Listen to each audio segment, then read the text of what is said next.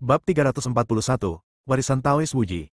Saat Teller berbicara, aura dingin terpancar dari tubuhnya. Hal ini membuat semua anggota keluarga Chen yang hadir merasa ketakutan. Meskipun aura Teller sangat kuat di masa lalu, dia tidak pernah memberi mereka rasa penindasan yang begitu kuat seperti yang dia lakukan malam ini. Setelah Teller keluar untuk berlatih, seluruh temperamennya berubah drastis. Bahkan orang tuanya, Lori dan Barta, yang berdiri di depannya, merasa sedikit aneh.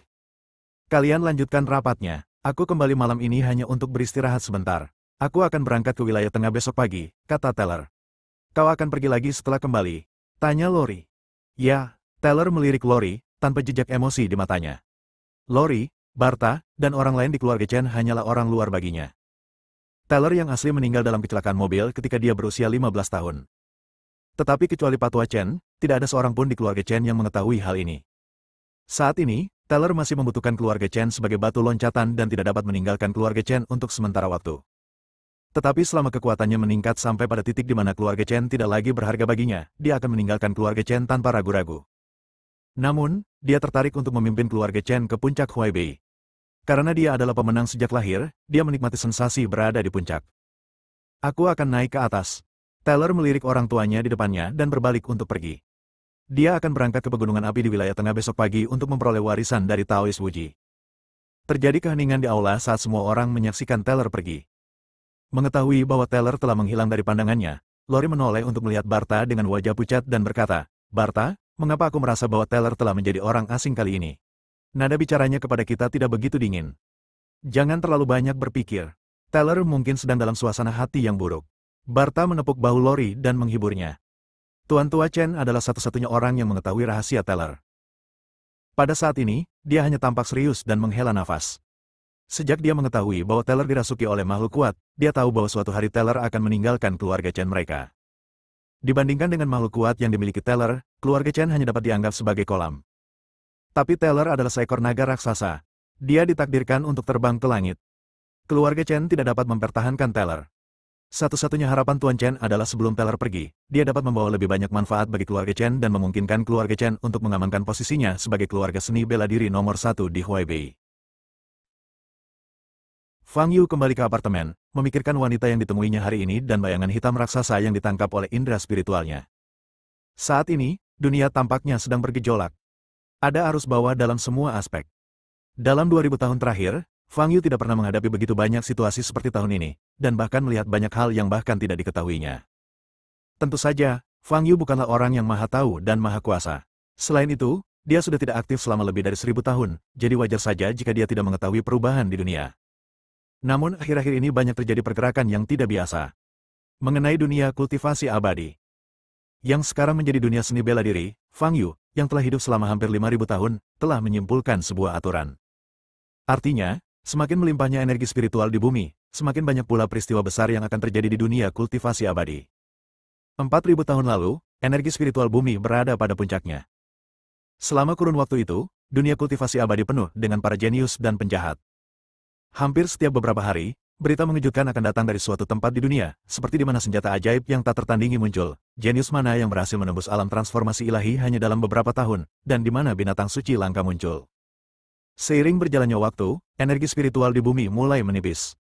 Pada saat yang sama, frekuensi peristiwa besar ini juga menjadi jauh lebih rendah. Itulah aturannya. Energi spiritual di bumi menentukan kemakmuran atau kemunduran dunia budidaya abadi. Namun sekarang, energi spiritual di bumi telah menjadi sangat tipis. Dalam apa yang disebut dunia seni bela diri, bahkan kemunculan seorang kultivator jiwa baru lahir dapat menimbulkan sensasi di seluruh wilayah. Dapat diperkirakan bahwa dalam beberapa tahun, energi spiritual di bumi akan hilang sepenuhnya. Dalam situasi seperti itu, dunia seni bela diri seharusnya stagnan dengan sedikit gerakan yang tidak biasa. Hal ini memang telah terjadi selama 2000 tahun terakhir. Meskipun Fang Yu tidak mengetahui urusan duniawi sejak lama, setidaknya dia tinggal di tengah masyarakat dan telah mendengar semua peristiwa besar. Namun tahun ini, segalanya tiba-tiba berubah. Fang Yu telah berhubungan dengan Istana Api Ungu, Sekte Wushen, dan pria bertopeng yang menyebut dirinya jalan surga sebelumnya. Termasuk bayangan hitam besar di bawah tanah yang ditemuinya hari ini. Dan pembunuh yang menguasai keahlian Sekte 5 Racun yang pernah ditemui Fang Yu sebelumnya. Hal-hal ini dapat terjadi, tetapi frekuensinya terlalu tinggi. Hanya dalam beberapa bulan saja, Fang Yu menemui begitu banyak kelainan. Ini tidak melanggar aturan. Fang Yu berjalan ke balkon apartemen, menatap langit malam dengan ekspresi serius. Intuisinya mengatakan kepadanya bahwa berbagai situasi abnormal yang ditemuinya tahun lalu mungkin merupakan pertanda akan terjadinya suatu peristiwa besar. Bintang-bintang di langit malam tidak berbeda dengan ribuan tahun lalu. Fang Yu berdiri di balkon dan menunggu sebentar, lalu berbalik dan kembali ke apartemen. Pada saat itu, telepon seluler berdering. Orang yang meneleponnya adalah Luan. Apakah kau sudah menemukan orang-orang dari Istana Xian? Tanya Fang Yu. Tidak, tetapi saya baru saja menerima informasi. Terjadi perubahan yang tidak normal di pegunungan api di bagian selatan wilayah tengah. Luan berhenti sejenak dan berkata, pegunungan api adalah satu-satunya kelompok gunung berapi di Tiongkok, tetapi semuanya adalah gunung berapi yang sudah punah. Namun sekitar pukul 6 sore ini, pegunungan api benar-benar meletuskan magma. Beruntungnya, tidak ada seorang pun yang tinggal dalam radius puluhan kilometer dari gunung api, sehingga letusan magma tidak menimbulkan dampak yang berarti. Lalu bagaimana? Tanya Fang Yu. Kemudian, saya menerima foto yang diambil oleh helikopter yang dikirim oleh Biro Geologi. Luan berkata dengan nada terkejut, selain magma yang meletus dari kawah-kawah itu, ada juga beberapa berkas cahaya yang sangat besar. 7 kawah menyemburkan 7 berkas cahaya dengan warna yang berbeda. Persis seperti pelangi. Fang Yu mengerutkan kening. Insiden ini telah menarik perhatian komunitas seni bela diri di wilayah tengah. Banyak prajurit percaya bahwa ini adalah fenomena yang disebabkan oleh kemunculan senjata dewa atau warisan dari kekuatan besar kuno. Banyak prajurit telah bergegas ke pegunungan berapi-api. Luan melanjutkan, aku memberitahumu ini hanya untuk melihat apakah kamu tertarik untuk pergi ke sana. Jika benar-benar ada warisan atau senjata dewa, dengan kekuatanmu, kamu pasti akan memiliki kesempatan untuk mendapatkannya. Selain itu, keributan besar seperti itu mungkin juga menarik orang-orang dari Istana Api Ungu yang kamu cari. Kirimkan aku foto-foto kejadian itu, kata Fang Yu. Baiklah, aku akan segera mengirimkannya kepadamu, kata Luan dan menutup telepon. 7 gunung berapi, 7 sinar cahaya. Fang Yu merasa agak akrab dengan pemandangan ini. Tak lama kemudian, dia menerima foto-foto kiriman Luan. Foto tersebut menunjukkan 7 kawah yang mengeluarkan lava emas. Sinar cahaya besar memancar dari bagian dalam 7 kawah. Merah, jingga, kuning, hijau, biru, nila, ungu. Kelihatannya spektakuler sekali jika dilihat dari kejauhan. Tetapi yang dipedulikan Fang Yu bukanlah pemandangan indah. Pada saat ini, ada sedikit keterkejutan di matanya. Dia pernah melihat penglihatan semacam ini sebelumnya. Ini adalah fenomena aneh yang muncul pada upacara pendirian Sekte Wuji, sekte kelas 1 lebih dari 4.000 tahun yang lalu. Saat itu, Fang Yu baru saja memulai jalur kultivasi keabadian, dan gurunya mengajaknya untuk mengikuti konferensi pertukaran yang diadakan oleh Sekte Wuji. Ketika konferensi resmi dimulai, sinar cahaya warna-warni muncul di 7 puncak utama Sekte Wuji. Itulah masa kejayaan Sekte Wuji. Kemudian, pemimpin mereka, Taois Wuji, naik ke surga dan meninggalkan bumi. Sejak saat itu, Sekte Wuji terus merosot, semakin memburuk dari tahun ke tahun, dan peringkatnya pun perlahan menurun. Akhirnya, semua pengikutnya pergi, dan sekte tersebut ditutup tanpa pilihan lain. Komunitas kultivasi abadi saat itu membahas masalah ini dan mengatakan bahwa Taois Wuji tidak baik hati. Sebelum naik ke surga, dia tidak meninggalkan warisan apapun kepada Sekte Wuji, yang menyebabkan kemunduran Sekte Wuji.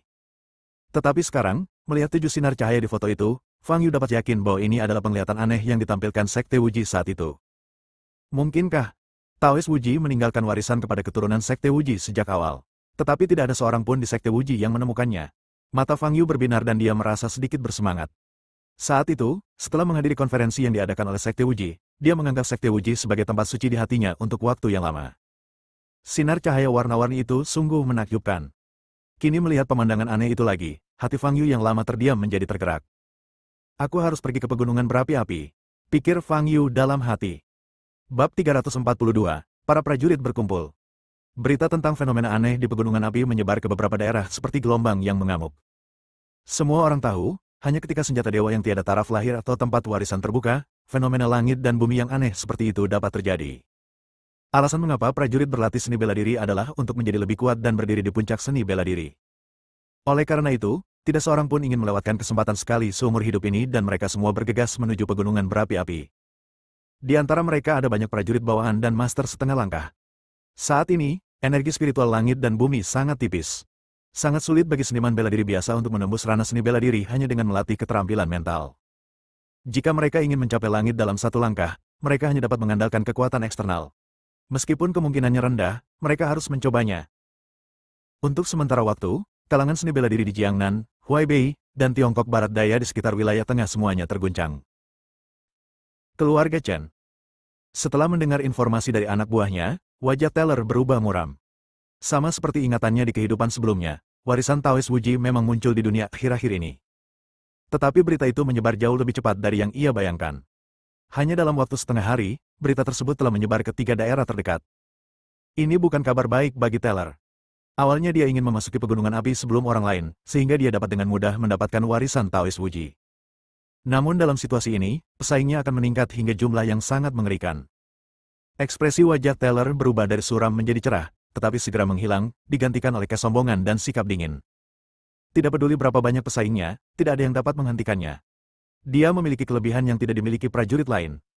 Dia terlahir kembali. Dia memiliki keberuntungan yang paling kuat, dan hanya dia yang memenuhi syarat untuk mendapatkan kesempatan ini. Prajurit lainnya pun bergegas datang, dan mereka bahkan mungkin tidak tahu bagaimana cara memasuki tempat warisan. Tetapi Teller dapat memasukinya dengan mudah berkat ingatan yang didengarnya di kehidupan sebelumnya. Warisan Taoist Wuji ditakdirkan menjadi miliknya. Tuan muda. Bawahan di sampingnya hendak bertanya. Ayo berangkat sekarang juga. Kata Teller dingin. Pada saat yang sama, keluarga Han. Sebelum kecelakaan mobil, Teller hanyalah seorang anak biasa dengan bakat yang pas-pasan.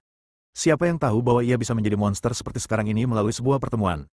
Sauki, kau harus pergi tidak peduli apapun, bahkan jika peluangnya hanya 1 dari 10.000.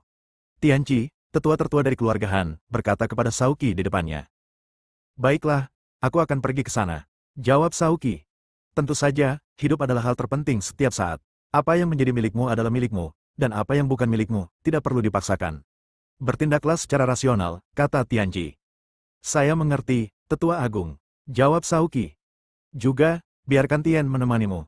Aku akan mengirim 2 tetua untuk mengikutimu dari dekat untuk berjaga-jaga, kata Tianqi lagi. Baiklah. Sauki membungkus sedikit. Adegan yang terjadi di keluarga Han dimainkan di semua keluarga dan sekte seni bela diri utama di Huaibei, Jiangnan, dan wilayah tengah. Keluarga dan sekte ini mengirim anak-anak mereka yang paling menonjol untuk mencoba peruntungan di pegunungan api. Fang Yu bangun pagi-pagi dan bersiap untuk pergi ke wilayah tengah. Setelah mandi, Fang Yu bersiap untuk keluar. Namun begitu dia membuka pintu, aroma samar tercium di wajahnya. Livia, mengenakan pakaian kasual, muncul di depan Fang Yu. Dia bernapas sedikit, dan pipinya yang indah sedikit merona, jelas dia baru saja berolahraga. Kenapa kamu kembali? Fang Yu bertanya sambil mengerutkan kening. Guru meminta saya untuk kembali dan pergi ke Gunung Api bersama Anda. Saya tahu Anda akan berangkat pagi-pagi sekali, untunglah aku berlari cepat. Livia berjalan ke ruang tamu, menuangkan segelas penuh air, dan meneguknya dengan teguk. Nyaman, kata Livia sambil bersandar di sofa. Bagaimana gurumu tahu bahwa aku akan pergi ke pegunungan berapi-api? Tanya Fang Yu. Berita tentang fenomena aneh di gunung api telah lama menyebar ke seluruh negeri. Dalam keadaan seperti itu, bagaimana Anda bisa duduk diam? Kata Livia sambil tersenyum bangga. Tetapi aku tidak ingin membawamu ke sana, kata Fang Yu. HMPH, apa kau pikir aku harus membiarkanmu menuntunku? Lagi pula, aku juga seorang ahli yang berada di peringkat 50 teratas dalam daftar kegelapan.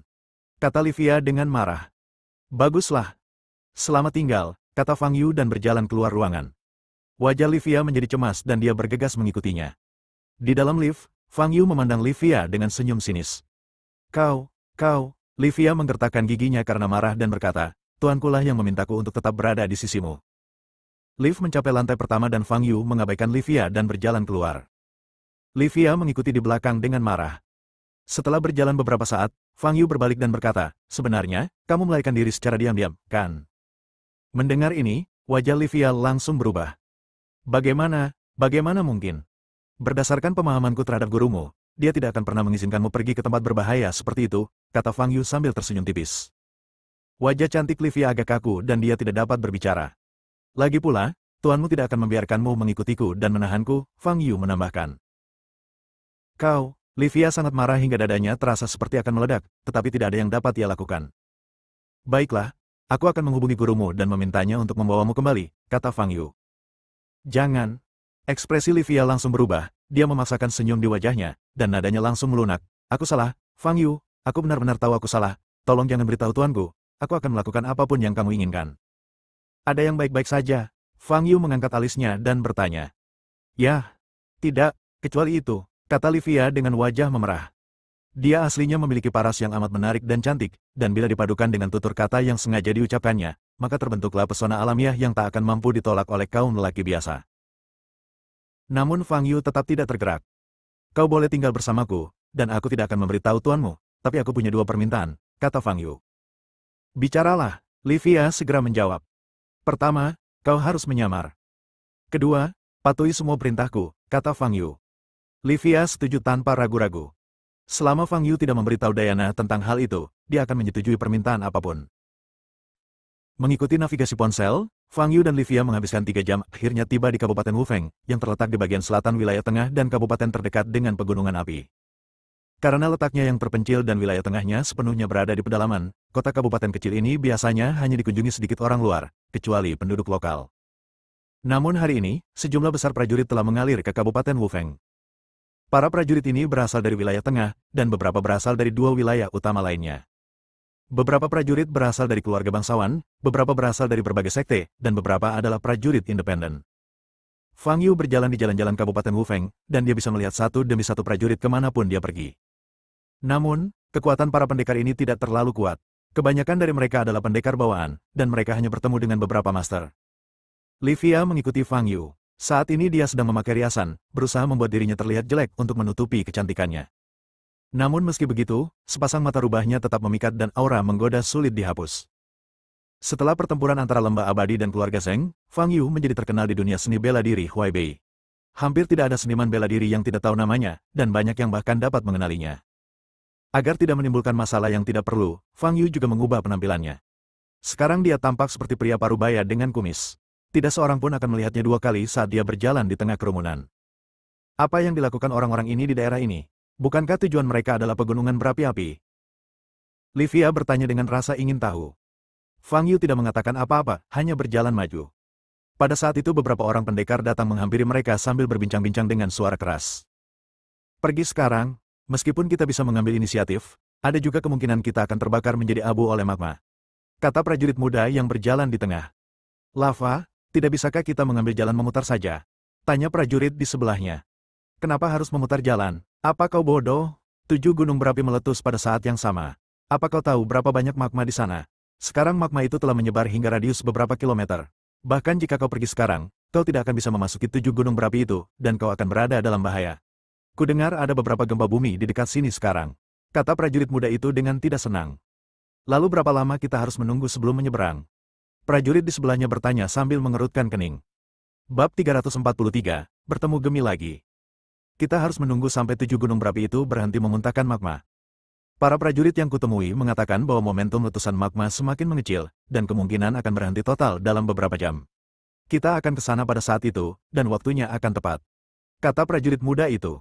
Tetapi pada saat itu, prajurit di sebelahnya ragu-ragu. Sialan, sudah kubilang padamu. Bahkan jika kau pergi ke sana sekarang, itu akan sia-sia. Kau bahkan tidak bisa mendekati 7 gunung berapi itu. Prajurit muda itu menjadi sedikit tidak sabar dan mulai memarahi dengan keras. Fang Yu melewati para prajurit ini. Lahar mengalir dalam radius beberapa kilometer, kedengarannya cukup serius. Namun, bagi Fang Yu, hal ini tidaklah sulit. Apakah kita akan pergi langsung? Livia di sampingnya bertanya dengan suara rendah. Tentu saja, kalau tidak, untuk apa kau datang ke sini? Fang Yu mengangkat alisnya dan bertanya balik. Pada saat ini, Fang Yu tiba-tiba melihat sosok yang dikenalnya. Seorang gadis kecil berusia 7 atau 8 tahun muncul di depan sebuah kios yang menjual manisan Houghton. Gadis kecil itu menatap permen Houghton itu, matanya yang besar penuh dengan hasrat. Gadis kecil ini tak lain adalah Gemi, yang pernah ditemui Fang Yu sebelumnya dan memberinya rasa keakraban yang tak dapat dijelaskan. Gemi tidak bisa berjalan saat dia melihat manisan Houghton. Wanita yang berjalan di depan adalah kakak perempuannya, Ruolan, yang juga dikenal Fang Yu. Gemi, apakah kamu ingin makan manisan Hao? Tanya Ruolan. Gemi mengangguk cepat. Kalau begitu, belilah seutas tali. Ruolan berkata sambil tersenyum dan hendak berkomunikasi dengan penjual itu. Pada saat ini, seorang wanita parubaya lainnya berbalik, menghentikan Ruolan, dan berkata, jangan membelinya. Makan terlalu banyak camilan ini tidak ada gunanya. Ruolan tampak malu. Ia melirik Gemi yang tampak kecewa dan berkata dengan enggan, Guru, Gemi biasanya tinggal di sekte dan jarang memiliki kesempatan untuk memakan camilan ini. Tolong beri dia sedikit. Hanya karena aku bilang dia tidak boleh memakannya, berarti dia tidak boleh memakannya. Dia sekarang sedang berpuasa. Memakannya hanya akan membahayakan dirinya. Bahkan mungkin akan memengaruhi kemajuan kultivasinya. Tahukah kamu, wanita parubaya itu menegur. Lupakan saja, kakak senior, aku tidak akan makan lagi. Gemi melihat Ruolan dimarahi, dia tampak bersalah dan menundukkan kepalanya. Ruolan menyentuh kepala Gemi dan tidak berkata apa-apa. Jalan lebih cepat.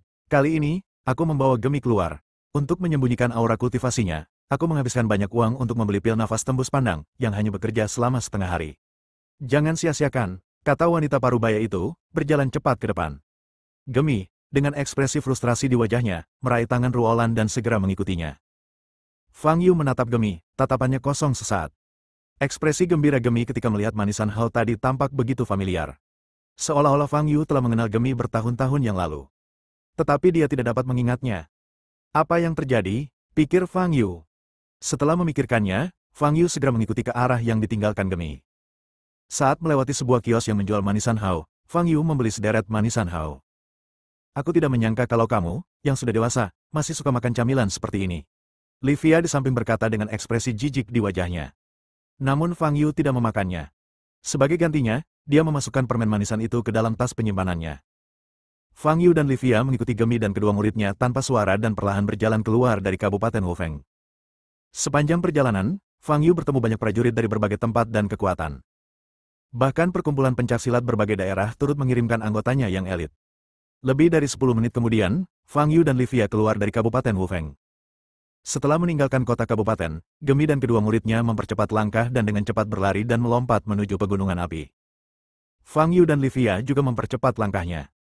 Karena dia tidak yakin mengenai arah yang tepat, Fang Yu memilih untuk terus mengikuti Gemi dan muridnya. Setelah berjalan beberapa saat, guru Gemi berkata kepada Ruolan dengan ekspresi dingin, "Seseorang mengikuti kita." Ruolan menoleh ke belakang dan juga menemukan Fang Yu dan Livia. Wajahnya berubah dan dia berkata, "Tuan, apa yang harus kita lakukan?" Dia mengira kultivasi Gemi telah terbongkar dan dia menjadi sasaran. Tidak apa-apa, mereka hanya dua orang kecil di alam bawaan. Singkirkan saja mereka secara langsung. Wanita itu tersenyum dingin dan berhenti.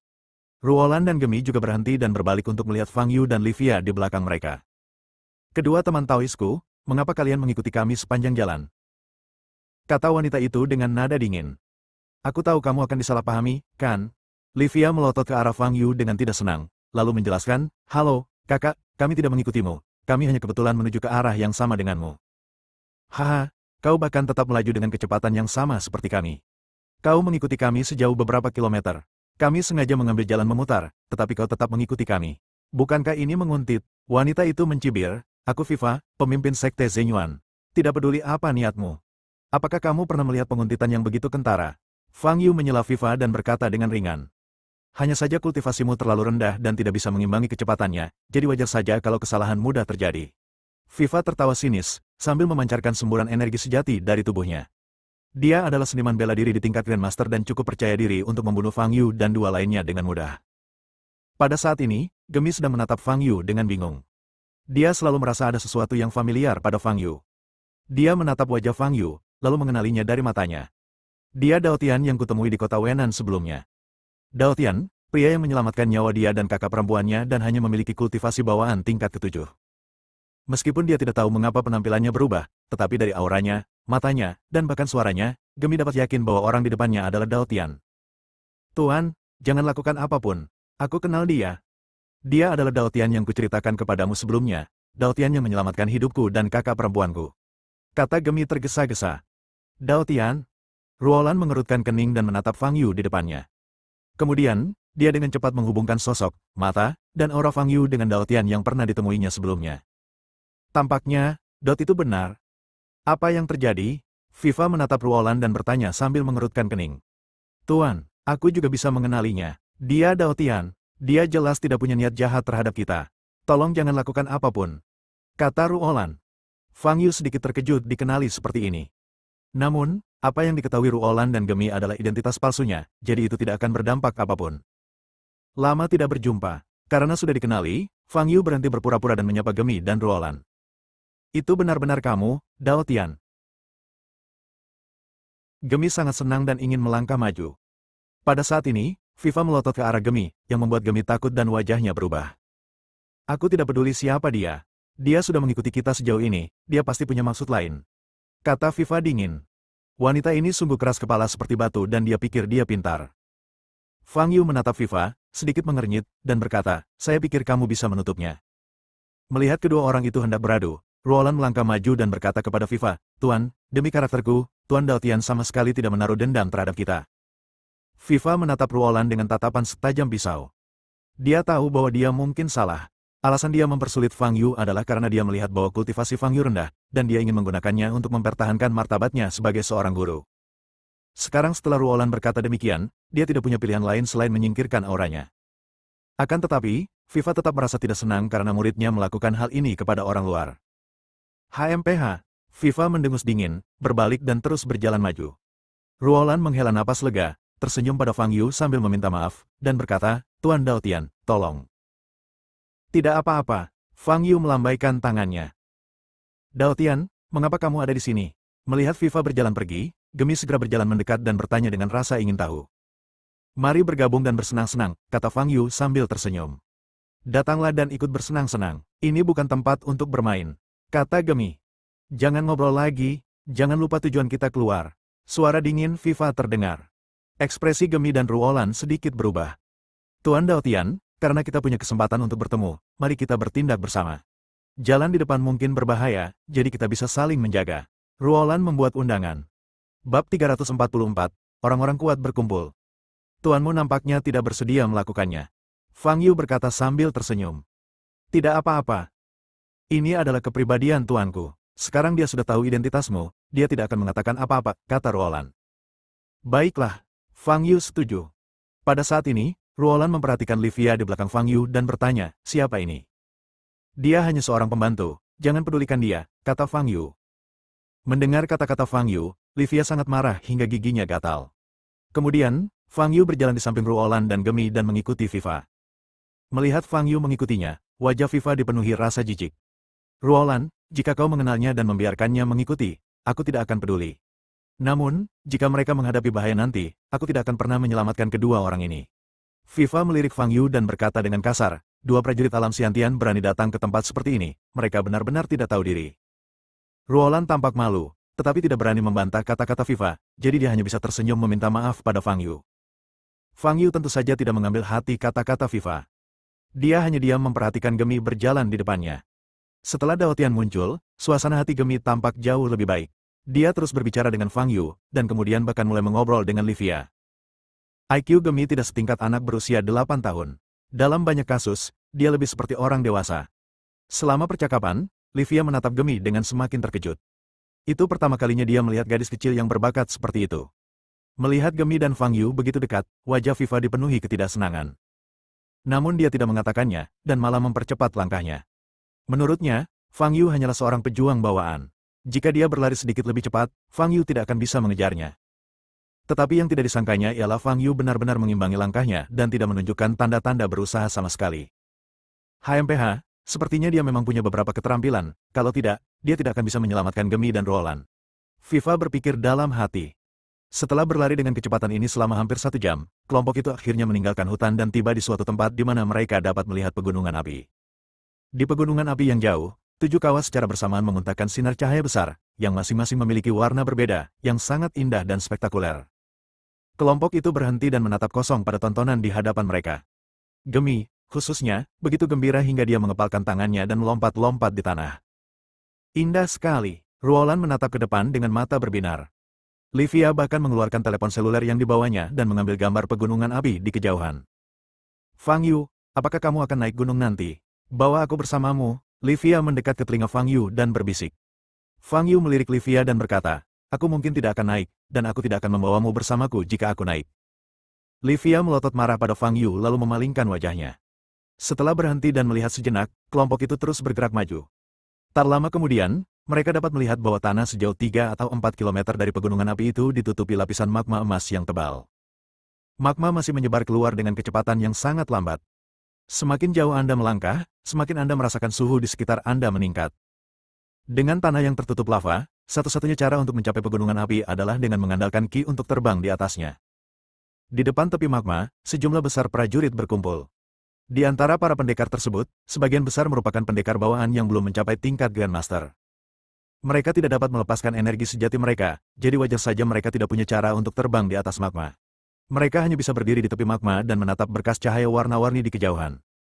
Melihat ke depan, orang dapat melihat banyak prajurit tingkat Grandmaster sudah terbang menuju pegunungan berapi-api. Semakin dekat Anda dengan pegunungan Firi, semakin Anda dapat merasakan energi spiritual murni. Napas ini jelas berasal dari 7 gunung berapi di depan. Warisan Taois Wuji, Pasti banyak manfaatnya. Fang Yu berpikir dalam hati. Saat Anda mendekati sekelompok besar prajurit, Anda dapat mendengar banyak dari mereka mendesah. Sayang, kami sudah menempuh perjalanan sejauh ini, tapi pada akhirnya kami tidak juga berhasil mendekati Blazing Mountains. Tidak ada yang bisa kita lakukan. Suhu magma dapat membakar kita menjadi abu dalam sekejap. Kita hanya bisa masuk setelah magma mendingin. Begitu banyak Grandmaster yang terbang ke sana. Saat magma mendingin dan kita masuk lagi, tidak akan ada lagi terak yang tersisa. Sekelompok prajurit bawaan mengalami depresi. Anda tahu bahwa hal-hal baik ada di depan Anda, tetapi Anda tidak mempunyai kesempatan untuk mendapatkannya. Situasi ini adalah yang paling tidak mengenakan dan amat membuat frustrasi. Viva melirik Gemi, lalu ke Ruolan, dan berkata, kalian berdua tinggallah di sini dulu. Aku akan pergi ke Gunung Api untuk melihat situasinya. Jika situasinya baik, aku akan mengirim pesan ke Gemi, dan kemudian Gemi bisa masuk. Setelah berkata demikian, Viva kembali melirik Fang Yu dengan acuh tak acuh, seolah mengejek ketidakmampuan Fang Yu untuk terbang, lalu berbalik dan melompat, terbang cepat menuju pegunungan berapi-api. Sayang, dia akhirnya pergi, kata Livia seolah-olah dia telah diampuni. Wanita ini, Viva, sungguh tidak menyenangkan. Maafkan aku, kata Ruolan dengan nada meminta maaf. Gemi melihat sekeliling, ke arah para prajurit di sekitarnya, lalu ke arah para Grandmaster yang terbang menuju gunung api. Dia berbalik dan bertanya pada Fang Yu, Dao Tian, kamu tidak masuk. Ruolan melirik Gemi dengan tatapan mencela di matanya. Meskipun Dao Tian sangat kuat, dia hanyalah seorang prajurit bawaan dan tidak dapat mengendalikan energi dan terbang. Bukankah Gemi mengangkat masalah ini saat ini dan hal itu menyakiti harga diri Dao Tian? Fang Yu sama sekali tidak peduli. Dia mengeluarkan untaian permen manisan dari tas penyimpanannya dan menyerahkannya kepada Gemi, silakan dimakan. Ketika Gemi melihat permen Halton itu, matanya berbinar dan dia berkata dengan gembira, Dao Tian, bagaimana kamu tahu? Makanlah, kata Fang Yu. Gemi mengambil permen Halton, menggigit satu, dan wajahnya penuh dengan kebahagiaan. Ruolan menatap Fang Yu dan hendak mengucapkan terima kasih padanya. Pada saat ini, seruan keras terdengar dari sekelompok prajurit di depan. Tuan Muda Wisdi dari keluarga Wu ada di sini. Semua prajurit mengangkat kepala dan melihat ke arah langit yang tidak jauh. Saya melihat seorang laki-laki berdiri di atas pedang raksasa yang bersinar biru, terbang menuju pegunungan api dengan kecepatan yang sangat cepat. Benar-benar mengesankan, seperti yang diharapkan dari putra tertua keluarga Wu, pedang di bawah kakinya tampaknya adalah pedang raksasa, senjata ajaib keluarga Wu, kan? Para prajurit berseru keheranan dan menatap Wisdi di langit dengan rasa iri. Wisdi berdiri dengan kedua tangan di belakang punggungnya, berdiri di atas pedang raksasa, tanpa ekspresi di wajahnya. Dia melirik sekelompok prajurit itu dengan pandangan meremehkan. Wisdi dan pedang raksasa itu berangsur-angsur menghilang, tetapi diskusi para prajurit tidak berkurang. Setelah beberapa saat, terdengar seruan lainnya. Apakah lelaki dengan cahaya biru di sekujur tubuhnya itu adalah tuan muda kedua dari keluarga He, jenius bela diri terkenal Willy di wilayah tengah? Wanita seperti peri di sebelahnya pasti tunangannya, putri malah dari keluarga Men, kan? Lihat ke belakang, orang itu tampaknya adalah Sauki dari keluarga Han Huaibei. Gelombang seruan terdengar satu demi satu. Tuan-tuan muda dari keluarga bangsawan yang dikenal baik oleh para prajurit muncul satu demi satu dan bergegas menuju ke arah pegunungan yang menyala-nyala di depan. Selama proses ini, Fang Yu bertemu beberapa kenalan. Sauki dan Tian dari keluarga Han Huaibei, Scar dari keluarga Zhong Jiangnan, dan kepala beberapa sekte yang pernah saya temui di lembah abadi jatuh sebelumnya. Orang-orang ini terbang sangat cepat dan tidak ingin tertinggal. Mereka tahu bahwa ketujuh kawah di depan pasti menyembunyikan harta karun yang luar biasa. Siapapun yang berhasil mendekati pegunungan berapi-api terlebih dahulu akan menang.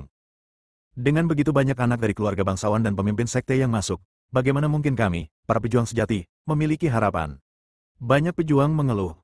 Tentu saja, sebagian besar prajurit bawaan awalnya datang ke sini dengan mentalitas mencoba peruntungan mereka. Namun, kenyataan yang kejam benar-benar menghancurkan angan-angan mereka. Dalam dunia seni bela diri, yang kuat dihormati dan yang lemah tidak punya suara. Banyak prajurit yang patah semangat dan berbalik arah. Hei, banyak sekali orang yang masuk, kenapa kalian belum masuk juga?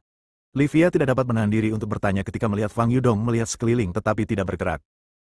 Kenapa terburu-buru? Mari kita lihat situasinya dulu, kata Fang Yu. Fang Yu masih tinggal di sini saat ini hanya untuk melihat apakah ada orang yang dicarinya di antara para prajurit yang terbang masuk. Fenomena aneh di langit dan bumi akibat gunung api tersebut mengguncang beberapa daerah di sekitarnya. Dalam kasus ini, pewaris Istana Xian juga kemungkinan besar akan menerima berita dan datang ke sini. Pada saat ini, Fang Yu dapat dengan mudah menemukan mereka dengan berdiri di tepi lahar. Tepat saat Fang Yu tengah memikirkan hal ini, sebuah napas yang sangat kuat datang dari langit yang jauh. Kekuatan penindas yang besar menyelimuti 300 atau 400 prajurit yang hadir. Wajah semua prajurit berubah dan mereka mendongak ke langit. Saya melihat sebuah bayangan hitam berkelebat di udara, sosoknya secepat kilat, terbang cepat menuju pegunungan berapi-api. Aura yang dipancarkannya sungguh mengerikan. Terutama ketika ia terbang di atas para prajurit, mereka semua merasakan hawa dingin menjalar dari telapak kaki mereka dan seketika seluruh tubuh mereka pun terasa dingin. Tetapi karena sosok itu bergerak sangat cepat, tidak seorang pun dapat melihat wujudnya dengan jelas. Hanya Fang Yu yang melihat kemunculan sosok ini. Itu Taylor. Kecepatan Taylor sangat cepat dan dia menghilang dari pandangan dalam beberapa detik. Fang Yu melihat ke arah Taylor pergi dan sedikit mengernyit. Dia bisa merasakan ada semacam aura kuno dalam aura Taylor, yang benar-benar berbeda dari terakhir kali di Gunung Baichuan. Tak lama setelah Taylor pergi, semakin banyak prajurit bawaan bersiap untuk pulang. Mereka semua tahu bahwa tidak perlu menunggu lebih lama lagi. Kelompok orang ini tidak memiliki kesempatan untuk mendapatkan hal-hal baik di pegunungan berapi-api. Namun pada saat itu, tiba-tiba terdengar suara tawa melengking dari langit. Hahaha. Begitu banyak prajurit bawaan yang lemah seperti semut berkumpul di sini. Kalian semua ingin masuk, kan? Oke, aku bisa membantumu. Aku ingin melihat apa yang bisa kalian lakukan setelah masuk. Sebelum dia selesai berbicara, bayangan hitam jatuh dari langit. Dia membalikan badannya menghadap para prajurit dan mengangkat tangan kanannya ke arah lahar di depannya. Aura mengerikan keluar dari tubuhnya. Boom! Seberkas cahaya melesat keluar dari telapak tangan kanannya dan menerjang lapisan magma di depan, menciptakan jalan baru. Bab 345-7 Warisan. Boom! Tanah yang awalnya tertutup magma emas hancur oleh energi internal yang kuat, dan melaju lurus ke depan, membuka jalan. Kerikil dan tanah yang berterbangan jatuh di kedua sisi, membentuk dua penghalang, menghalangi magma di sekitarnya menyebar ke jalan. Para prajurit itu menatap kosong ke arah sosok di hadapan mereka, hanya ekspresi keterkejutan di mata mereka. Satu telapak tangan saja dapat menciptakan kekuatan yang luar biasa.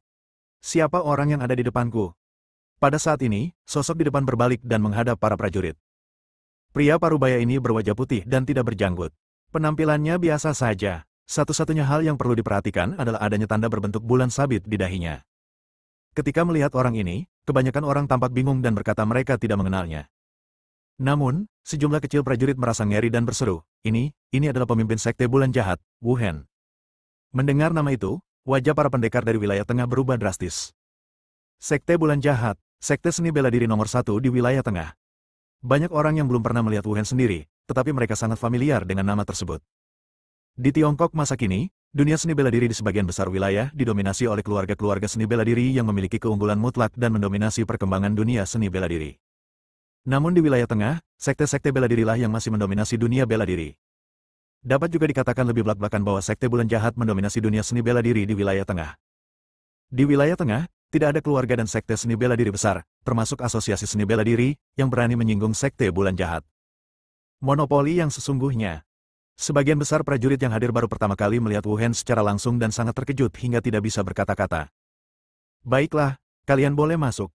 Wu Hen menatap para pendekar di depannya yang kultivasinya hanya serendah debu, menyeringai, memperlihatkan senyum jahat, dan berkata.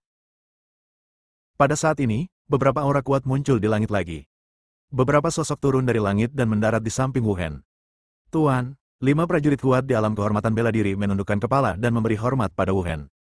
Wu Hen mengabaikan kelima orang itu dan terus mengamati sekelompok prajurit di depannya. Tatapan matanya seolah membawa kekuatan yang menindas, dan setiap prajurit yang diliriknya merasakan jiwa mereka bergetar. Mata Wu Hen bersinar dan dia tidak menganggap serius siapapun. Tetapi ketika matanya menatap Fang Yu dan kelompoknya, dia berhenti. Dia menatap Gemi di samping Fang Yu, dengan sedikit ekspresi terkejut di matanya. Seorang guru yang masih sangat muda. Menarik dan menarik. Wu Hen menatap Gemi selama 2 atau 3 detik sebelum mengalihkan pandangannya. Dia melirik 5 pria di sekitarnya dan berkata, ayo pergi. Ya. Kemudian, sosok Wu Hen melesat ke langit, dan 5 master bela diri lainnya mengikutinya dari belakang dan bergegas menuju pegunungan api. Baru setelah Wu Hen pergi, para prajurit yang hadir menghela napas lega. Melihat jalan yang dibuka oleh Wu Hen, para prajurit saling memandang dengan terkejut. Mereka tidak mengerti mengapa Wu Hen melakukan ini. Namun kini, mereka memang dapat memasuki Flaming Mountains. Banyak prajurit berjalan langsung menuju jalan di depan tanpa berpikir.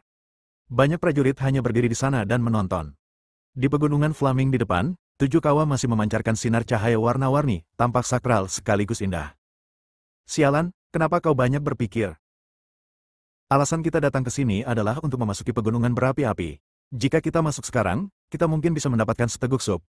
Seorang prajurit berbicara dengan keras dan berbalik untuk berjalan menuju jalan raya. Para prajurit lainnya juga membuat keputusan setelah ragu-ragu dan berjalan menuju jalan utama bersama-sama. Tak lama kemudian, hanya beberapa prajurit yang tersebar yang tersisa di tempat kejadian. Kakak senior, apakah kami juga akan masuk? Gemi mengepalkan tangannya dan berkata dengan tidak sabar. Tidak, guru berkata kita harus menunggunya mengirim pesan. Kata Ruolan. Pada saat ini, seberkas halus energi sejati datang dari pegunungan yang jauh. Masuklah, aku ada di percabangan di depan Flaming Mountains. Ngomong-ngomong, jangan bawa Daotian itu lagi bersamamu, atau jangan salahkan aku karena bersikap kasar padanya. Aliran energi sejati ini mengandung suara Viva. Setelah mendengar perkataan Viva, Gemi dan Ruolan saling berpandangan dengan ekspresi agak malu di wajah mereka. Ruolan menoleh ke arah Fang Yu, memaksakan senyum, dan berkata, Tuan Daotian, Tuan kami memperbolehkan kami masuk, Anda. Sebenarnya, Fang Yu mendengar apa yang dikatakan Viva, tetapi dia tidak memasukkannya ke dalam hati. Baiklah, silakan, kata Fang Yu. Sampai jumpa lagi, Daotian. Gemi menyeringai pada Fang Yu, lalu berbalik dan berlari kencang menuju pegunungan berapi-api bersama Ruolan. Apa yang kamu tunggu di sini? Jika kamu tidak masuk, semua barang bagus akan direbut orang lain. Livia berkata dengan cemas di samping Fang Yu.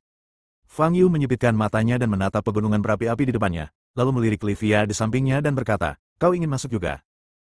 Tentu saja, kalau tidak, untuk apa aku datang ke sini? Untuk melihat pemandangan? Tanya Livia dengan mata indahnya yang terbuka lebar. Di sana sangat berbahaya. Aku tidak punya waktu untuk terganggu dan melindungi keselamatan pribadimu, kata Fang Yu ringan. Aku tidak ingin kau bertanggung jawab. Livia berkata dengan marah, melangkah maju, berbalik dan berkata, jika kau tidak masuk, maka aku akan masuk sendiri. Baiklah, kalau begitu, santai saja. Selamat tinggal, kata Fang Yu sambil tersenyum. Begitu dia selesai berbicara, Fang Yu sedikit menekuk lututnya, lalu menendang keras dan melesat ke atas. Boom! Tanah di bawah kaki Fang Yu retak di bawah kakinya, kemudian Fang Yu melayang ke udara dan terbang menuju pegunungan berapi-api dengan kecepatan tinggi, meninggalkan jejak bayangan di udara.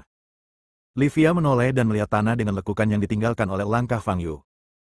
Bajingan ini, Livia sangat marah hingga dia mengepalkan tangannya dan bernapas dengan cepat. Namun dia segera menerima kenyataan. Dia hanya memiliki tingkat kultivasi setengah langkah Grandmaster dan tidak mampu mengendalikan kinya untuk terbang, jadi dia hanya bisa bergegas menuju jalan di depannya. Seiring berjalannya waktu, sekelompok prajurit memasuki pegunungan api dari jalan yang dibuka oleh Wu Hen, atau berbalik dan pergi. Tidak ada lagi seorang prajurit pun yang berkeliaran di lapangan terbuka di depan jalan raya. Pada saat ini, sosok lain turun dari langit dan jatuh di depan jalan. Pria itu berpakaian hitam, mukanya tertutup, dan matanya putih keabu-abuan. Ia menatap jalan di depannya dengan serius, lalu mengangkat kepalanya dan menatap 7 gunung berapi di depannya. Sosoknya melintas dan menghilang di tempat. Fang Yu dengan cepat terbang melewati percabangan di depan pegunungan berapi-api. Banyak prajurit di atas tingkat Grandmaster berdiri di depan percabangan, tampaknya mempertimbangkan pegunungan mana yang akan dituju. Total ada 7 jalan yang dapat dipilih, masing-masing mengarah ke setiap gunung berapi. Fang Yu terbang menuju jalan menuju gunung pertama tanpa ragu-ragu, dan kemudian mendarat di tanah. Semakin dekat Anda ke pegunungan Firi, semakin tinggi suhu di sekitar Anda. Ketika kami sampai di kaki gunung, suhunya mencapai puncaknya. Fang Yu mendarat di tanah dan bisa merasakan panas yang berasal dari lantai, yang membuatnya sedikit khawatir soal sepatunya akan meleleh karena panas. Kelompok besar prajurit di bawah tingkat Grandmaster di belakang jelas tidak dapat menginjakkan kaki di sini secepat ini. Di depan Fang Yu ada jalan pegunungan yang relatif sempit dan berkelok-kelok. Dilihat dari lengkungan jalan pegunungannya, jalan ini mengarah ke bagian dalam gunung berapi. Banyak prajurit di atas tingkat Grandmaster telah berjalan di sepanjang jalan pegunungan ini menuju puncak gunung berapi pertama. Fang Yu menatap jalan pegunungan dan sedikit menyipitkan matanya. Jelasnya, jalan pegunungan ini tidak terbentuk secara alami. Sebelum penglihatan itu muncul, daerah di sekitar pegunungan api adalah zona mati. Tidak seorang pun akan menginjakkan kaki di sana, apalagi membuka jalan pegunungan. Itu seharusnya menjadi batasan yang ditetapkan oleh Taoist Wuji. Ketika tanah warisan dibuka, 7 jalan akan terbuka secara otomatis, yang memungkinkan pewaris untuk menerima ujian di sepanjang jalan ini. Hanya dengan melewati semua ujian, warisan terakhir dapat diperoleh. Fang Yu sangat akrab dengan rutinitas dasar tempat warisan semacam ini. Satu-satunya pertanyaannya adalah mengapa warisan Taoist Wuji baru muncul di dunia setelah sekian tahun. Kalau saja Sekte Wuji mampu mewarisi peninggalan Taoist Wuji, tentu saja tidak akan jatuh sampai pada titik ditutup. Mungkinkah pembatasan pada situs warisan yang dibuat oleh Taoist Wuji bukan disebabkan oleh waktu, tetapi oleh pemicu seseorang? Namun, tidak ada seorang pun yang mendekati gunung api selama bertahun-tahun. Siapa yang memicu larangan dan membuka tempat warisan? Fang Yu berdiri di sana sambil berpikir, tetapi masih belum dapat mencapai suatu kesimpulan.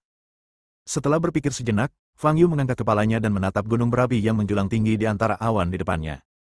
7 gunung berapi, harus mewakili 7 warisan yang berbeda. Bersambung.